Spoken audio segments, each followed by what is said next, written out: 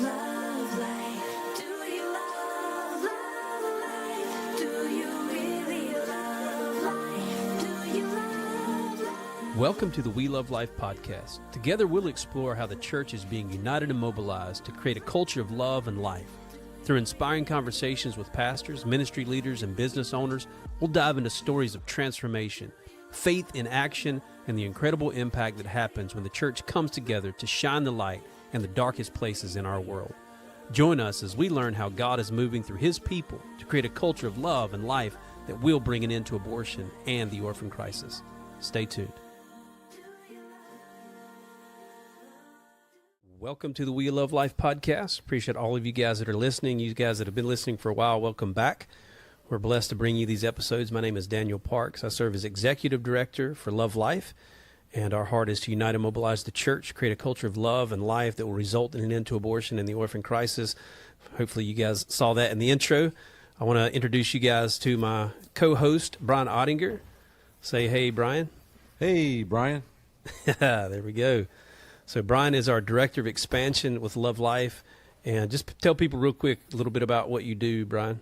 Yeah, I get the privilege, and it is definitely a privilege to have a seat on the bus where anytime anyone's looking to get Love Life started in a city where we don't currently exist, I get to connect with those leaders. I get to kind of lay out what we do, have them count the cost, and if they're the right fit, we bring them, onboard them, develop, train them, and help them get Love Life started. I also have the privilege of overseeing the Northeast, which is probably the toughest region, I would say, at Love Life. So New York City, Detroit, Pennsylvania, and Chicago, and soon to be Washington, D.C. Yeah, man. Yeah, God's doing some amazing things there, but it's certainly a challenge. So one of the things that we do, we've shared this in the previous couple of episodes, is when folks want to or think that they want to bring Love Life to their city and be a leader with Love Life, we send them to a boot camp that we do here in Charlotte, North Carolina. And as part of that boot camp, we're teaching them how to do the stuff that Love Life does, right? How to engage with churches and do prayer walks and sidewalk ministry and even talk about the mentoring and post-abortive healing, all of that. But as part of that boot camp, we do something called 6 Healthy Rhythms, because you can be passionate about ministry and you can do ministry and ultimately burn out if you don't have a right balance, a healthy balance of your personal life and your walk with the Lord. And so this episode's the 3rd episode in a series that we're doing about the 6 Healthy Rhythms. And this episode's about rest, and in particular what Brian normally teaches with this section with the 6 Healthy Rhythms is the 3 S's. What are the 3 S's, Brian? Silence daily, Sabbath weekly, solitude regularly. Yeah. And, just to give you a little background on that, you can't give what you don't have, right? And so a lot of people get passionate about Jesus and the mission of God, the advancement of the kingdom, and they're filled with all kind of boldness, and then they start going out and living on mission. And if you don't have fuel for that fire, man, you will burn out rather quickly. Yeah. And it's actually part of my story. It's why I'm so passionate about it, and I can't wait to introduce our guest. But I was going through my own period of time as a pastor, a church planter, doing a church revitalization, the inner city, family integrated. I mean, we were biting off a lot. And I started noticing that I was starting to sputter a little bit. And my wife, being just a gracious wife, kind of asked me a question one day, kind of like, God asked Adam in the garden. She said, "Where are you?" Yeah. And basically what she was saying is, hey, like, you're with us physically, but you're kind of checked out mentally, or you're always on your phone answering emails, text messages, phone calls about the church stuff and doing all that stuff. And meanwhile, the church was growing. The church, by all estimation, it looked like everything was going well, but I was kind of giving my family crumbs. And so I realized like something was wrong, something was off, but I wasn't really quite sure how to fix it. And by God's grace, I got introduced to our dear brother, Chuck Gschwend. Chuck was a mentor. He was basically a life coach, or like a life-saving coach. He was like a lifeguard. Like, he threw me a raft, man. I was drowned in the sea of ministry and life.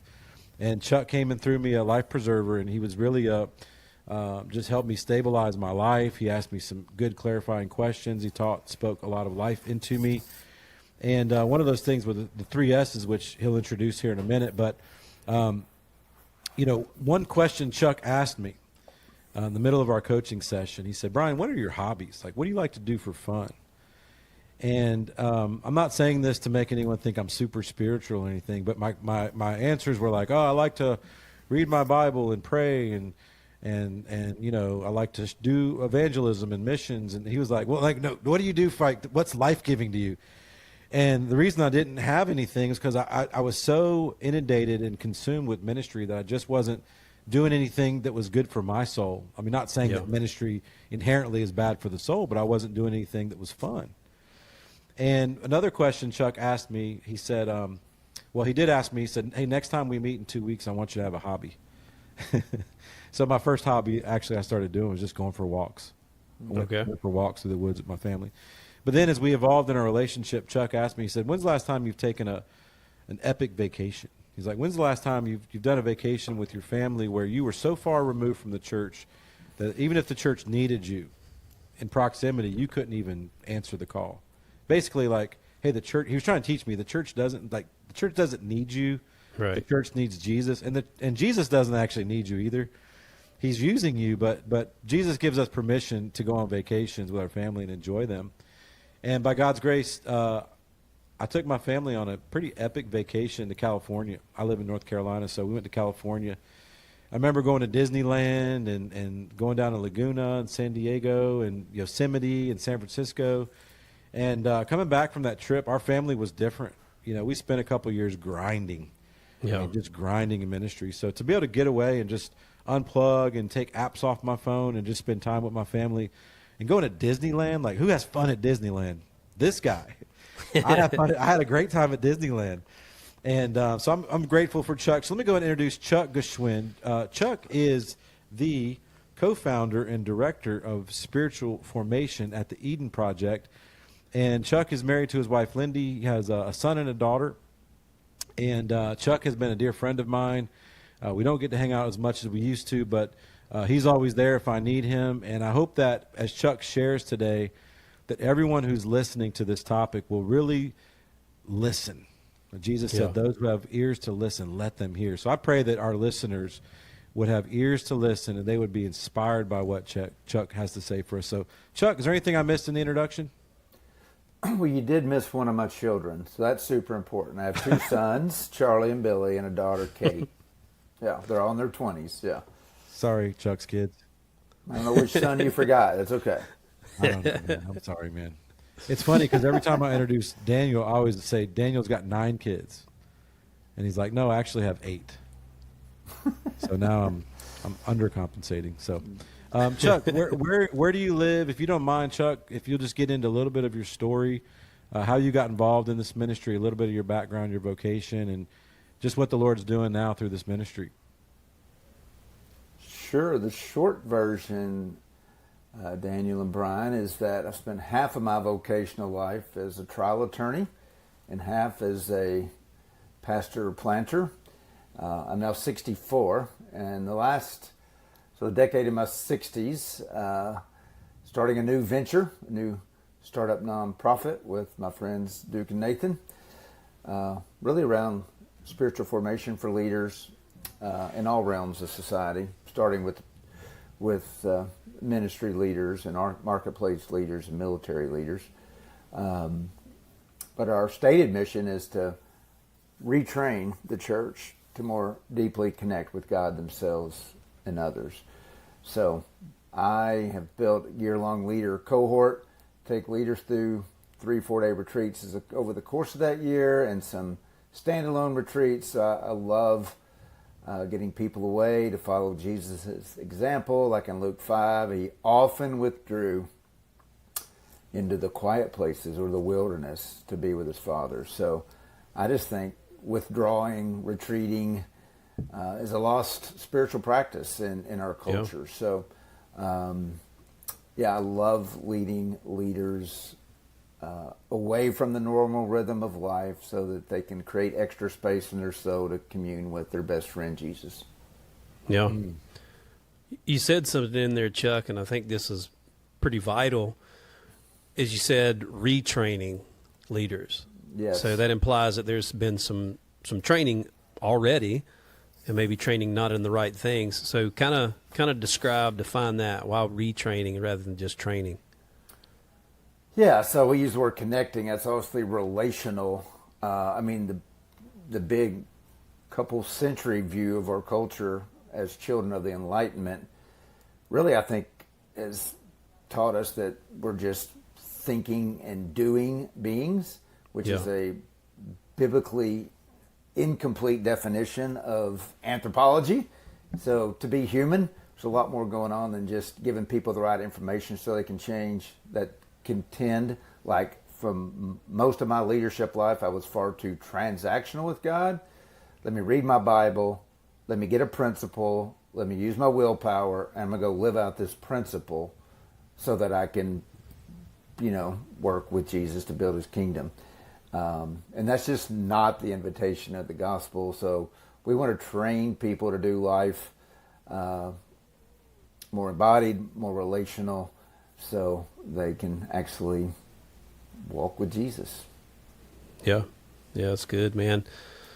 So I know maybe folks we're about 10 minutes into this episode, and maybe you guys that are listening, watching, are kind of wondering, what does this have to do with pro-life ministry? This is a pro-life podcast, and Love Life, our heart is to see an end to abortion. And so I want to answer that question a little bit, and I know just as you guys keep on listening, you'll be able to answer that question yourself. But in reality, you can do whatever ministry you want. You could be called to whatever ministry, whether it's being a missionary overseas or whether it's being a missionary in your city, going to the front lines and fighting the issue of abortion, helping moms choose life. You can be passionate about that and go after it with all of your heart, and then really burn out, crash and burn. I mean, we've all seen it. We've all been exposed to people in ministry that seem like their whole heart is in this thing, and then they go off the rails. And what Chuck is bringing, and why we're bringing this episode, is because we want you guys to be balanced, right? We want you to be balanced in your walk with the Lord. We want you to minister from the Lord rather than for the Lord, because that can be the mentality, hey, we're serving God for him, like God needs something from us. He doesn't need anything from any of us. We're supposed to worship him through our service to him, and we do that from Jesus rather than for Jesus. And so we're trying to help you guys to understand that. And what Chuck brings to the table, I think, is just some wisdom in that area. Brian, you have anything to add to that? Because I want to jump into the 3 S's, because I think they're important to break down. I do, actually. Thank you, Daniel, for all that you just shared. And, I'll just say that in ministry in general, and actually not even ministry, all of life, most people only care what you do. They don't really care how you're doing. Yeah, and we've touched on that topic on previous episodes a little bit in our introduction. But like when you go to a party and you meet somebody or whatever, it's like, hey, what do you do? Oh, I'm a doctor. I'm a lawyer. It's like the work that you do kind of determines your identity.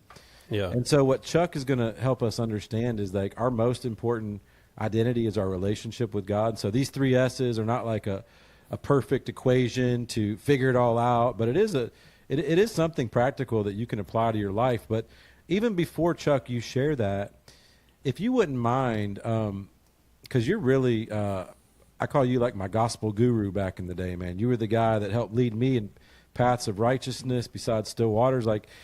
And I know that you didn't just figure that out of thin air, but I know this comes from personal experience. Would you mind sharing a little bit of the backstory of why and how you got to this place, and why you're passionate about teaching it to others? Sure. I came to know Christ at 29, and for whatever reasons, people put me in lots of leadership positions far too quickly. But I was driven. Felt like I was behind. Felt like I had to make up for lost time.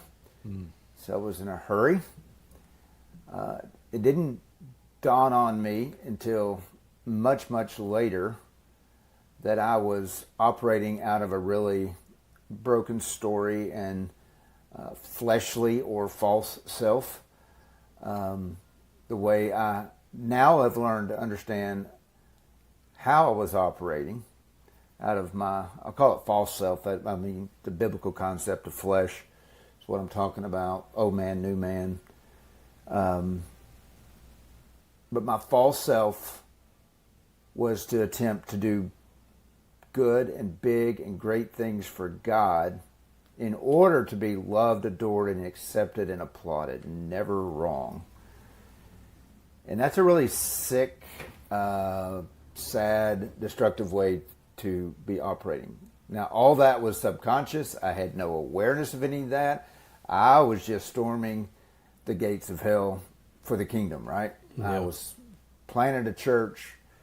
You know, I mean, I quit my career in law, went in as a pastor, then I quit pastoring, even that stability, to go plant a church. And then we started planting other churches, and man, I was going. And I didn't so much burn out as I burned out everyone around us. Mm-hmm. And so, because I was still going, but finally, through some circumstances, and the Lord's like, hey, you might want to turn this over to somebody else. So I believe that, again, this retraining relational, we all learn how to relate pretty early in life. I think we all have a relational style. I think it comes from our family of origin. And what I realized, and this is going to explain why these 3 S's were so life-changing for me. In the home I grew up in, for lots of reasons, I left the home with this story about myself, that I was all alone and on my own. I didn't feel seen, I didn't know who I was, had no sense of identity. And part of that was just being in a home that just nothing was ever good enough, so I was being driven. And then part of it, I didn't know the Lord yet. But even after I came to know the Lord, that was still my relational way of relating.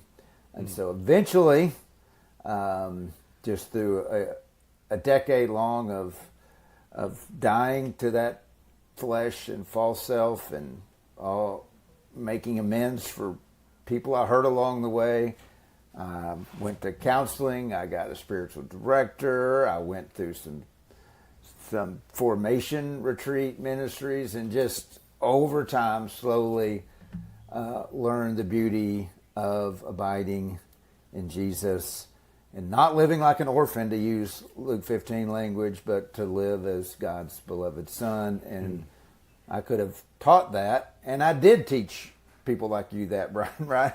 Even as I was on my own journey. But man, now, I'm God's beloved. So now I can walk through my shame to say, that was my false self. My true self, while I'm on the planet, I believe, is that I take leaders into the deeper waters of the Father's love.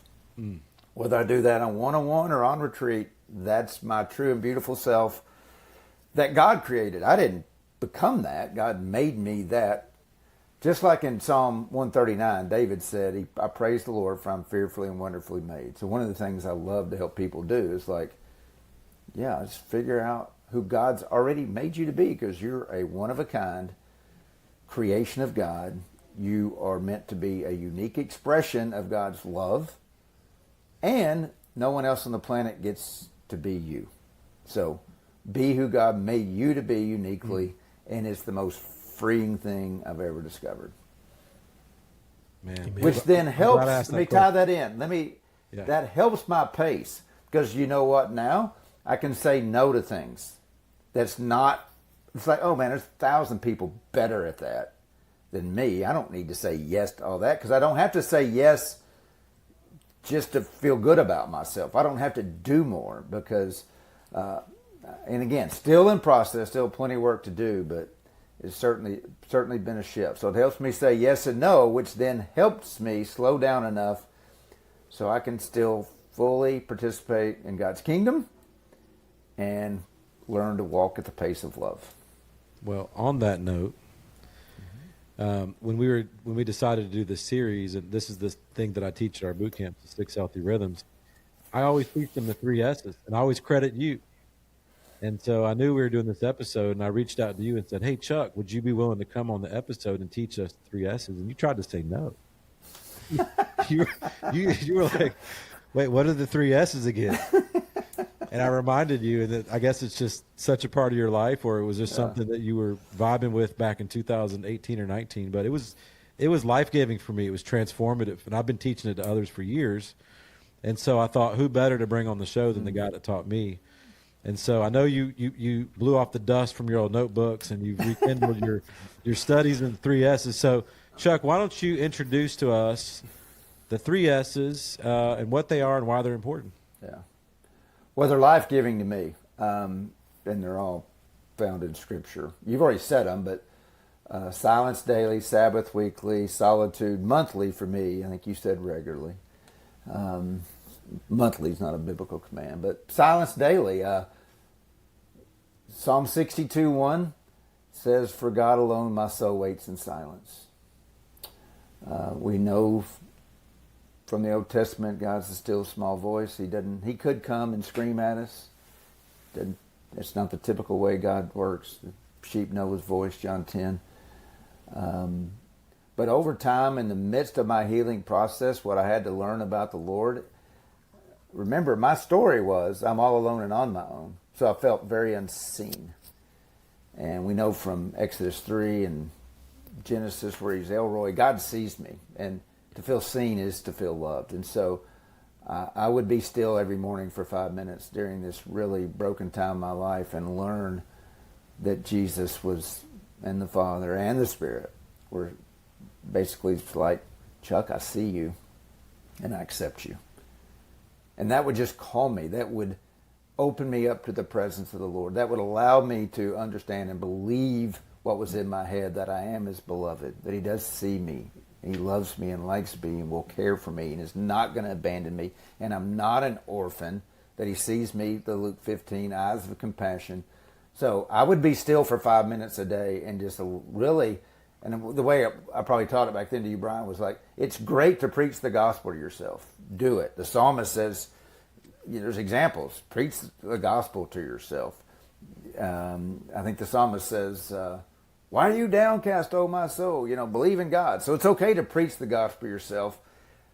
And I think we need to learn to allow the still small voice to preach the gospel to us directly as we just open up in stillness. Again, for God alone my soul waits in silence is Psalm 62:1. So we all know Jesus loves me. This I know if we're walking with Jesus.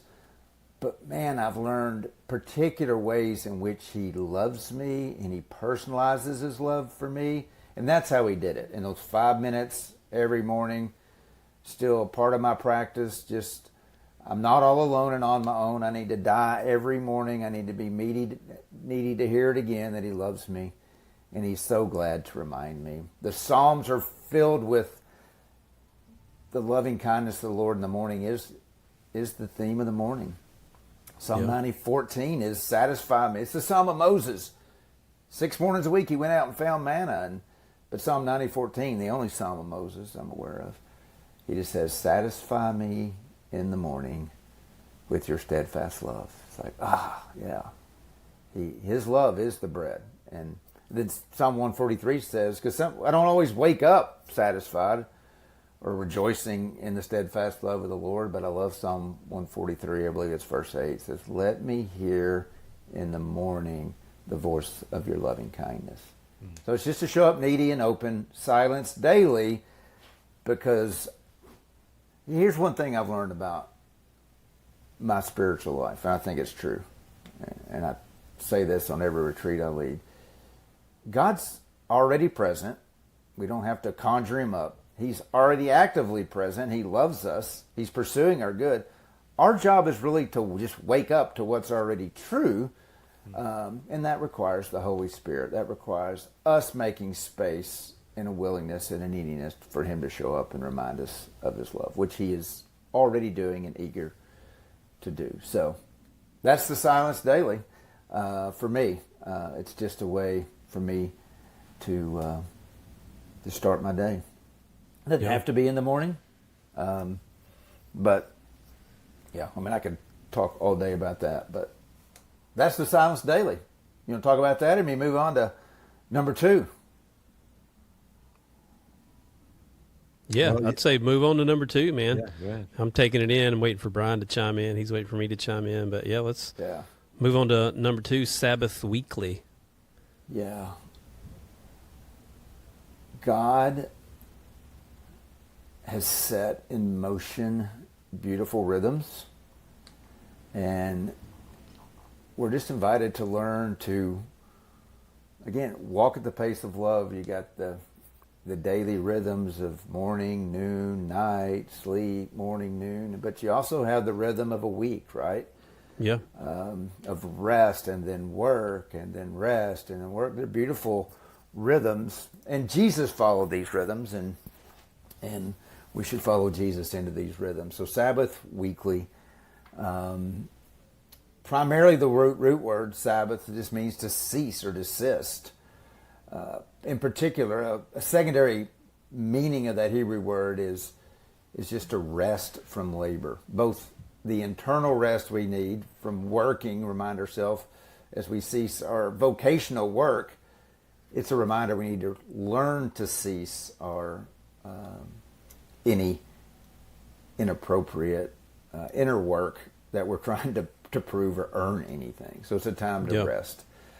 So as I was preparing for this podcast and praying about it, all these R words, we got the 3 S's, but under Sabbath, I just came up with 5 R's, and it's just reminding, releasing, relief, receiving, and relating.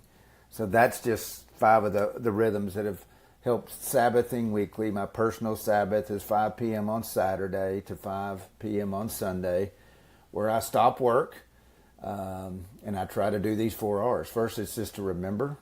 Try to remember there is a God and I'm not him. You know? He's going to run his universe and his planet and build his kingdom. He's going to hold everything together without me. I need to learn that I'm not indispensable. And I also need to learn I'm not indestructible. Yeah. So I need rest. I cannot work 7 days a week, 52 weeks a year. That's just not the way God made any of us. Yeah. And so there's just an illusion of that I'm indispensable, that I need to be reminded to die to and rest in the fact there is a God, and you just get right sized with God. So that's the reminding. Second, it's similar, but it's releasing. It's releasing the productivity addiction is one way to say it. Yeah. Adele Calhoun, in writing on the Sabbath, says if you're not resting, because a lot of people will take a day a week and still they're not really resting. They're still super anxious. So you can stop work, but if you're super anxious on the inside, you're not resting. Yeah. She said if you're not resting, you're a slave to something. So part of it's just it's an exam, and it's not a test, but an invitation, just like, wow, am I really enslaved to something that I can't let go of and just relax and re-energize? So that's releasing, just releasing that I have to be productive.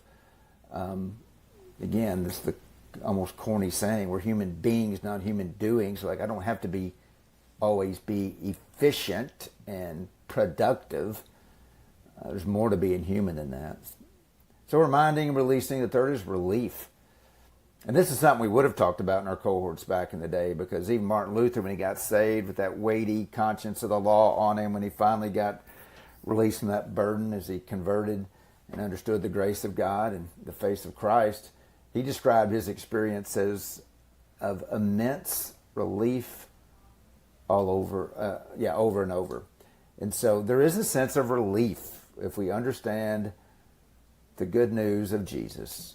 Yeah. Because of the death, burial, and resurrection of our sweet Savior Jesus, the head of the church, the one that's the king of the universe, and as we're rightly related to him, there's just such relief. We don't have to earn, we don't have to work for his approval. We get everything we want and need as a gift. So there's just relief there.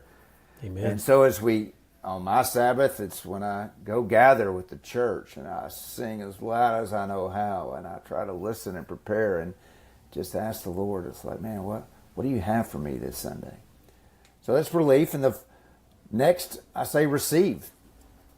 It's receive whatever gifts, could be receive the gift of a nap, received the gift of, a really refreshing game of golf. I love golf. Just find hobbies like Brian was talking about that really give you energy and life and renewal. And it's going to be different for everyone.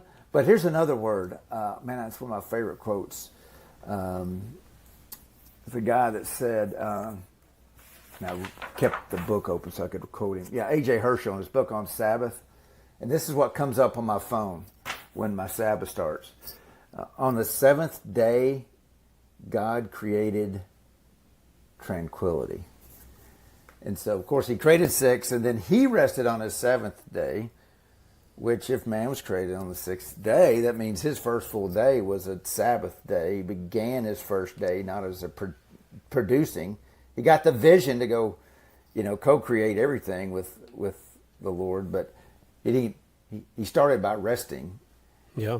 And got his identity there. But I love the idea because even silence I was talking about, or solitude, this resting, there's this sense of people think that that's going to be like nothingness.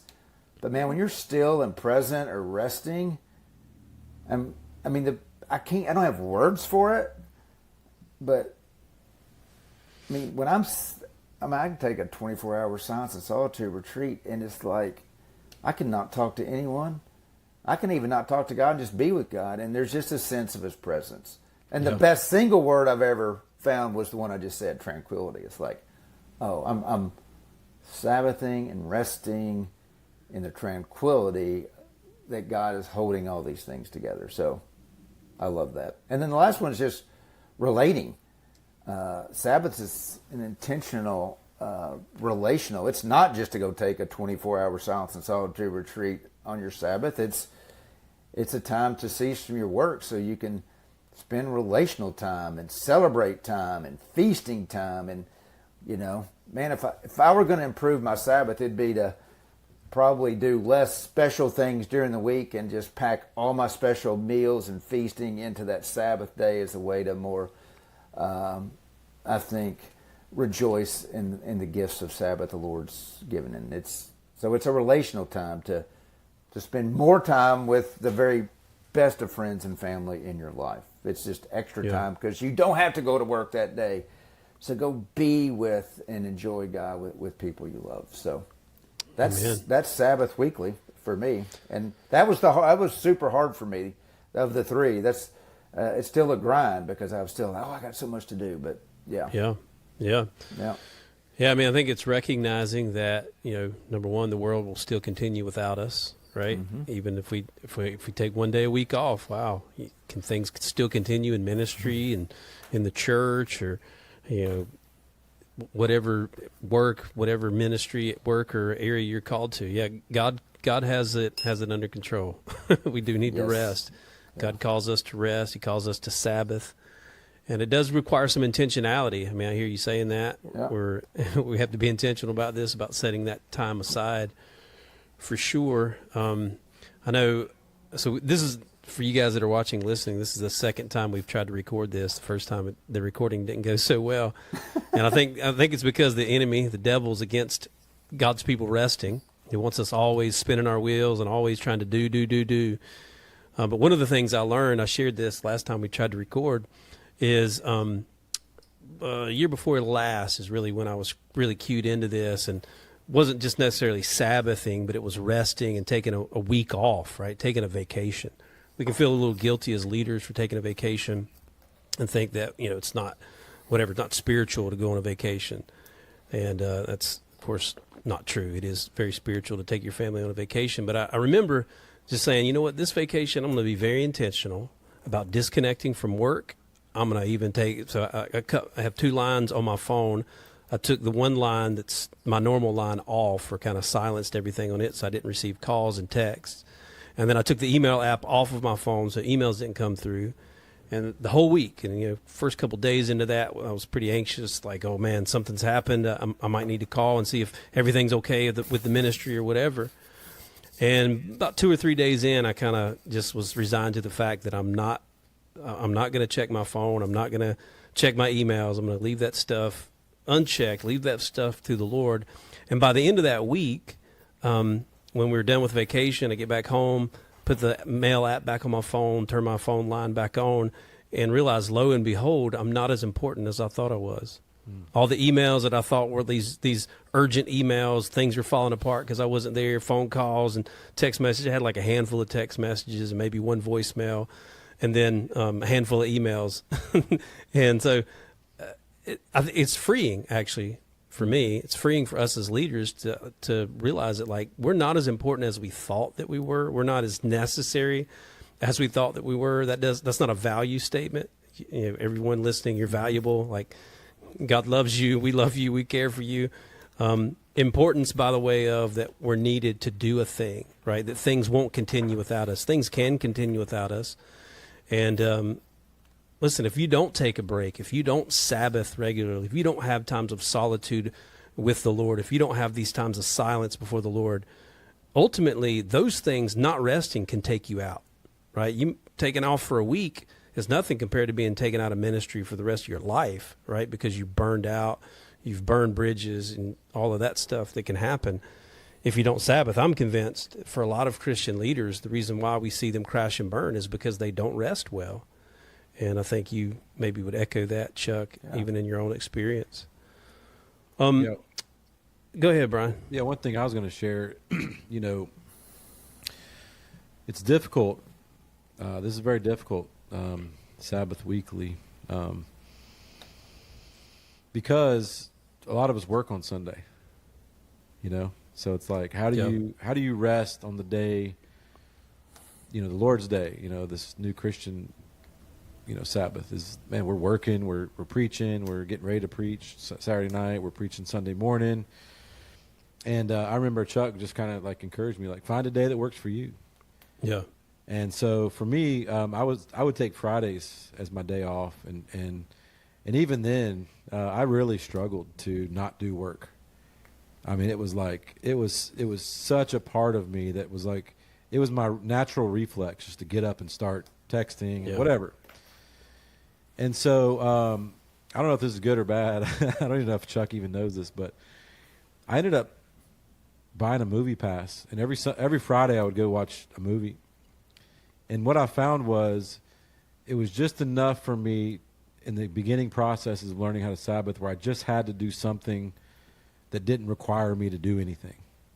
Yeah. And, you know, you got to be careful, right? A lot of movies are not spiritually healthy and, you know, sanctifying. But I would literally go into the movie theater and I would pray and ask the Lord, like, Lord, minister to me through this movie. Mm-hmm. And there's enough movies out there that it kind of worked for me. And I'll never forget, I kind of started feeling prideful about, man, I'm able to come to the movies and take a break from work. And I remember one particular time, there was like, you know, noon on a Friday, there's like nobody at the movies. And there was like me and one other guy. And I'm on the right side of the theater. He's on the left side of the theater. And during this movie, it wasn't a great movie. I forget what it was. But I'm like texting and on email. And the dude's like across the theater. He's like, dude, get off your phone, man. And it was like a rebuke from the Lord. Like, man, like, I was like, hey, I'm sorry. You're right. You know, but I'm just telling you, we live in a society that is so hell-bent on production and efficiency and going. And if you don't answer that email in time, or you don't answer that email or that text message in time, like, you're going to be a failure, because you're going to have a bunch of work stacked up and you're not going to be as productive as possible. So Daniel or Chuck, man, I just love to hear just some, how do you start to like unplug from the matrix? How do you start to, what are some practical ways that you can Sabbath, and just practical things, advice you can give us? Yeah, let Chuck chime in on that. Well, I mean, I'm a big believer. I mean, I think you need to think about the big pictures, like what's your vision for your life? What are your deep desires? And you do it. I mean, there is some upstream, I believe in upstream, downstream practices. Some things are easy, some things are hard to do. It's great. If it's a hard upstream practice for a season, do it, but you're doing it because you've tasted what it feels like to rest in the Lord. And so I like to just encourage people to I read a quote this week. I've used it in 2 talks in the last week because I just love it. It's out of a book, James K. Smith, on You Are What You Love. Wonderful book, but he's quoting some French guy. It's like, if you really want to teach people to build a boat, he goes, you don't like give them blueprints and tell them to go buy lumber and here's your hammer and nails and give them a 10-step process. No, if you want to teach somebody to build a boat, you teach them to long for the immensity of the sea. Yeah. So I want to teach people to long for living life at the pace of love, filled with the Spirit, overflowing into love and joy and peace, to live into the extraordinary communion we've been invited into, and let that over time draw you into getting extra time to spend time with your friendship to Jesus. So to teach people to dream and have vision, or long for the immensity of the sea, or long for the immensity of just a deeper walk with Jesus, because man, that's what we're made for in Eden. Yeah. That's what we lost. That's what he's bringing back. And I mean, God's way better than we think he is. There's so much more to taste and see of his goodness. So that's what I would say. I mean, it's a both and it is a discipline, but it's a discipline paired with a deeper desire for a more abundant life, again, out of this extraordinary communion with God. So, yeah, put the practical guards, it's like if I cause you sin, plug it out. So, set up guardrails, get accountability, and do it, not just for disciplines or the grind's sake, but begin to develop and ask God for the desire of just more with him. So that's what I'd say. Yeah, one practical thing that I do, maybe a little weird or whatever, but I always think of Sabbath as a time to disconnect from the normal rhythms of life, work, really, just to disconnect from work. And so not just in Sabbathing, but like in my work week, like when I get done recording this podcast, one of the things I'm going to do is I'm going to go take this Love Life shirt off, and I'm going to put a regular non-Love Life shirt on. I intentionally wear a Love Life shirt every work day because it reminds me I'm at work. And then when I'm done with work, I take it off because it reminds me I'm not at work. It's a practical thing. Very like on Sundays, on Sabbath, I never put a Love Life shirt on unless we're doing an event or something special like that. But it's not because I don't love our stuff. I think our stuff looks great and all of that. But it helps me transition in my mind and remind myself that you're disconnecting from that. Now you're focusing on your family. I don't wear a Love Life shirt when I take my wife on date night. Not because I don't want to represent the ministry, but it helps me transition out of ministry and really be with my family and my mindset and my heart and all of that stuff. So that's something practical that I do. I don't know if that helps, Brian. Yeah, I love that. Let me say something first, Sure. Brian. Go ahead, Daniel, that's great. One, that's super practical and super helpful, and also super personalized. That's why you can't just tell people every little step. Sure. You got to find what works for you, and that's beautiful. It sounds spirit-led. It's bearing fruit. And there may come a season where that's not working for you, and you got to do something else. So it's just always paying attention to what works for you. So that's being creative. That's awesome. It's not weird. It's beautiful. I applaud you. Well, here's a non-creative answer. Very utilitarian, but these things right here, Yeah. these phones, like these can be the greatest hindrance to me Sabbathing. Mm-hmm. Because inevitably, even if I'm scrolling through Facebook or whatever, I'll see something that triggers my mind back to work, or it's inevitable that this thing's going to be connected back to my Monday through whatever day, Monday through Saturday for me. But just putting these down. Just learning to put it down. The do not disturb button or whatever, right? And that's easier. It was easier to do when we had all our kids living under one roof. So now you feel like, I gotta kind of have it on. But even that's a lie. Like they'll get a hold of you somehow. Yeah. So put it down. Yeah. Now you have to make a decision on what you're going to do with technology to Sabbath well. And there's not a one-size-fits-all answer. Sure. But you have to at least ask and be honest about that question. So good point, Brian. Yeah, that's good. The other That's thing the culture we live in. Yeah, one thing that I found was once I started doing this with you, Chuck, like I was convinced of it, and I started actually getting some healthy rhythms. But then my wife wasn't on board. Yeah. And so now she's doing the thing that I'm not doing. It actually created some relational tension. To your point, you got to figure out what you're doing, but your family has to be on board with it too. So there has to be some negotiating and some transparency around that. So thanks for bringing that up. Yes. Yeah. And Ruth Haley Barton's written a great book called Embracing Work and Rest. She talks about Sabbath. Then she actually talks about sabbaticals. But she also has a whole section about families doing it together, and how do you begin Sabbathing? What are the practical? She got her daughter, who's now in her 40s, I think. What it was like when she was a teenager, and her mom decided to start Sabbathing. So, her Ruth Haley Barton's book on that is super practical and talks about all these practical obstacles to doing this well. So I commend that to you. Yeah. So we're running up against time here, about to wrap this episode up, but we haven't covered the last S, which is solitude. Yes. You said solitude monthly, Chuck. Brian teaches solitude regularly, so there's no law of what solitude is exactly. Well, there's a thing that solitude is, but as far as how often you do it. But maybe, Chuck, give us a framework for solitude regularly or monthly like you do it. Yeah. And I said monthly because I have a rule of life, and it's mine to do at least 4 hours every month. Okay. And I work at a place where it honors that, and it's part of my work. I don't have to do that on Sabbath, and it's still super hard to do, and I don't always do it, but I'm in back to a better rhythm.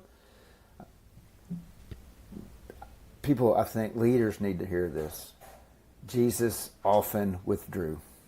Yeah. So often. So solitude often. If you want to go straight to scriptures, Luke 5:16. Often. Jesus often withdrew. Yeah. To be with the Father. Silence and solitude are super scary and hard at first. But we as leaders need to know these things. And this is a passion point for me right now. I believe from the pit of hell there's a false dichotomy in the minds of leaders, or at least the temptation to believe that you have to choose between being a healthy leader and a missionally productive leader. I want to just say, as often as someone will listen, Jesus is both the healthiest leader in the history of the world and the most missionally productive healthy. So the key to being a Christian is to follow Jesus and to imitate his rhythms. And he certainly often withdrew, so we need to often withdraw. I do believe for leaders, hear this leaders, that the hinge practice out of this productive stage of life into a more yoked with Jesus life of love. All the greats of the faith have said this in one way or another, that silence and solitude is that hinge practice. And if you're talking about the classical stages of faith, and you got the learning life and the productive life, and you got, you can't tie a particular age to it, but, younger leaders are being super productive and they're go, but then, they burn out, hit a wall, whatever. There's all sorts of language for that. But then there has to, at a point in time, become a deeper inner journey of waking up to how we were formed, or our wounds, or our idols, or our false self, and all this stuff going inside that's holding us back. And that's an inner journey that will lead to the outward life and then to the life of love. That's just, many people have written on that. So I do believe silence and solitude regularly, often like Jesus did, is the hinge practice to get to actually be mature in love. Yeah. And so, what does that look like for just practically, Chuck? Is that get a rent a log cabin on Airbnb up in the mountains and go there for a day, or is that go on a hike for 4 hours? You talked about 4 hours of solitude. What does that look like practically? Spoken from guys who live near mountains. I've moved to Fort Worth, Texas, so no, I wherever I've lived. It for me. It's never in my house, but there's retreat centers around here you can go to for the day. Currently, actually, I have a friend that's got a really cool property, and I just go out to his place, and I show up, and he's got water bottles and a pot of coffee, and he goes, "I'm not going to talk to you." So I've got it. I mean, it's only 8 minutes from my house, so Oh, wow. that's what it looks like. Okay. But well, I mean, once I get there, because I teach this a lot, even I lead our team. We have built into our rhythm of quarterly days of silence and solitude for our team, and so I lead those. And so, there's no right or wrong way, but what I teach, and this sounds pretty radical. People, you can say about me what you want, but so if you're going to do 4 hours, I recommend people the first 2 hours they don't even take their Bible. It's like obviously it's silence; you're not talking to anybody. I'm just saying for 2 hours, just go be with God. I mean, you can talk to God. You can have a blank journal if you want, but just be. Because, I mean, he loves you more than anyone in the world. And there's a big problem if we don't enjoy just being with him. So, and then the second 2 hours, I say, just ask, kind of get a sense of the world. Well, what do you have for me today? Or what do you invite him into? Or what do you want to talk about? And then, I mean, if he says, go read the Psalms or journal about this or whatever, but you're still in silence, that's kind of the basic framework. And people get freaked out at first, go, that sounds really weird. How can I have a relationship with God without my Bible in my hands, So, and I love the Bible. I read the Bible. I take my Bible. I read my Bible, at the end and all that. But it's really interesting for people who experiment with that. They usually come back and like it. So again, and if it's scary and you can't do it, like one of my best friends tells on himself. He's a pastor in the Mid-South. He's like, I'm going to go get, I'm going to be holy. So I'm going to do a 4-day silence and solitude retreat. And he signed up with some place and did it. 45 minutes in, he got triggered, and he goes, literally, I binged watched Netflix for 4 days because I just was in that stage of my life unwilling to be still and be willing to look inside what was really going inside my chest. Now he's done it. He's actually done our whole year-long cohort. He loves silence and solitude, but, I mean, that's the journey. So it is scary because you don't know what the Lord's going to say, but it's also the safest place in the world because, as one of my mentors taught me, the beginning of all soul care is just that you feel safe and held by the Lord because Colossians 1, he's holding the universe together and you're part of that and he's holding you. The psalmist says you're hemmed in behind and before and he's laid his hand upon you. Psalm 139. So you are safe and we need to know he's Even safe. if you're alone in the woods, you're safe, right? You're safe, yeah. Yeah, just speaking of that real quick, I know we're about to cut out, but man, I remember early in my walk, another mentor of mine, a guy named Dustin Seegers, he took me on a 1-day camp out. And one of the things he said was, we're going to go alone to the woods for an hour. And all you can bring is a chair. And went alone to the woods for an hour and came back and was just wrecked. I mean, just wrecked. I mean, the Lord will just expose so much in silence, and our world is so filled with clicks and ticks and bings and screens and people and responsibilities. So to break away for 1 hour, it is a scary place. I remember I started employing that at our retreats when I was pastoring Convergence, and we did 2 separate ones. One was with a Bible and one was without a Bible. And I'll never forget, guys would come back from both versions, Chuck, like weeping.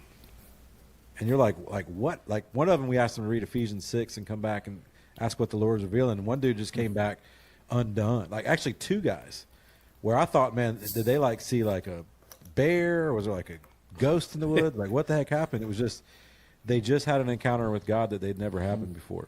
Yeah. And so just creating that space, and it is very difficult. I'm actually convicted as we're sitting here, like, man, that's not something I really desire to do very often. And I'd like to see our staff at Love Life actually start doing something like that quarterly. So, I might be checking back with you on that, to how to actually facilitate that.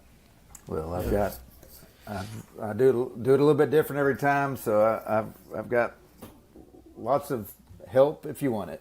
Yeah, and speaking of that, just want to plug your ministry. I know we're going to cut out of here, but Daniel, myself, and two of our other leaders at Love Life are actually going to be attending a retreat you're going to be doing here locally in September. Looking forward to that. Can you talk to us a little bit and just maybe you want to plug some ministry things that people can learn more about, the website, how they can get involved? Yeah. www.theedenproject.com. The part I lead, the leader spiritual formation part, largely retreat based. So the main thing we build is a year-long leaders cohort, but we do have these 3-day, 2-night retreats we call the Journey Home Retreat, which is our Costco sampler of our whole cohort year. Simply put, the aim is for the retreat is to help people encounter God is way better than they thought He was. And that's encounter God is way better than they thought He was. So I thought I was a mumbler, Chuck, until I met you, and it's like, man. TheEdenProject.com. There you go, Chuck. I'm just joking with you, by the way. Yeah. And you can, if you don't put the in the front of it, you'll end up in a couple cults websites. So you got that. So. Yeah, we have that same issue with Love Life. Yeah, for sure. You do. So So anyway, Anyway, so well, Chuck, that's what I love to do. Again, I told you my true self. It's my true self getting to be my true self that God made me to be. Because I love to walk leaders in the deeper waters of the Father's love. So praise God. Amen. Chuck, it was a blessing to have you on, brother. Appreciate you sharing all that you shared with us. And you guys should have seen the website, TheEdenProject.com is where you can check him out at and get connected with his ministry. You can get connected with us at lovelife.org. You can reach out to us, info@lovelife.org, if you have comments or questions about this episode or future episodes. We'd love to hear from you. And until next time, God bless.